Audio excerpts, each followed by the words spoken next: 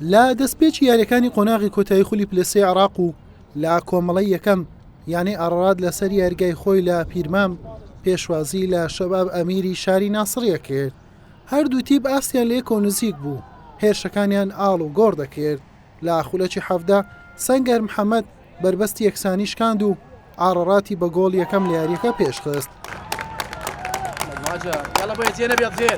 دوای تەنها دوو خولەک عەلی قاسم ئەنجامەکەی بۆ شەباب ئەمیری میوان یەکسان کردەوە و نیوە یەکەم بەم ئەنجامە کۆتایی هات. لا نیوەی دۆم هەردوو تیپ هەوڵی گۆڵی دیکە و سەرکەوتن لە یاریەکەیان دەدا، بەڵام نەیانتوانی پێی بگەن و یاری بە گۆڵێک بۆ هەر لایەکیان بە یەکسانی کۆتایی هات. دەمێ سوپاس یاریزانەکان بکەم بەڕاستی خۆبەخشانە یاریەکەن.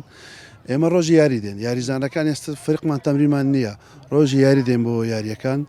ئەم خاڵە بۆمە نقطەیەکی باش بوو، ئینشاڵڵا یاری داوەتمان لە سلاحەدینە لەوێ باشتر خۆمان ئامادە دەکەین. چەند یاریزانێکمان نات و پێکانیان هەبوو، تەنزیماتیان هەبوو لە ئیمتیحانات و شتیوان هەبوو، بەس ئینشاڵڵا یاری داهاتوو لە یاریگای سلاحەدین باشتر خۆمان ئامادە دەکەین. حقيقة يمكن احنا اليوم احنا خسرنا نقطتين. بەڕاستی ئەمڕۆ ئێمە دوو خاڵمان لەدەستدا. ئێمە دەستمان بەسەر یاریەکەدا گرت بوو، زانیاریمان لەسەر یانەی ئەڕاد هەبوو. ئەڕاد بە هێرشێک گۆڵێکی لەسەر ئێمە تۆمار کرد. ئانیوەی دۆم تیپی ئەڕاد لایانی جەستەیی دابەزی. ئێمە لە دوات سرکەکانیش دەرفەتی گۆڵمان لەدەستدا. لا یاریەکەدا بۆ 12 دەرفەتی گۆڵمان هەبوو، سوودمان لێوەرنەگرتن. لەگەڵ ئەوەش لە دەرەوە یاریگای خۆمان و خاڵێک سوپاسی خوای گەورەی دەوێتن. ئێمە بەس بۆ بەشداری نەهاتوونە، بەڵکو بۆ سەرکەوتن یاری دەکەین.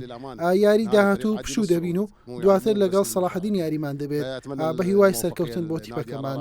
ولفريقي وان شاء الله المباراة احنا عندنا اوف وعندنا مباراة مع صلاح الدين في ملعبنا ان شاء الله نحسمها.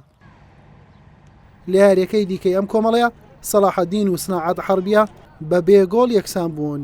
بەم شێوێ هەر چوار تیپ لە یەکەم یاریە لەم قۆناغە تەنها خاڵێکیان بەدەستێنا. لە دووەمین یاریان هەینی ئاڕاد دەبێتە میوانی سەلاحەدین و مەشروع و سناعەت حەربیەش بێک دەگەن. حوسێن محەممەد کەناڵی پێم پیرمام.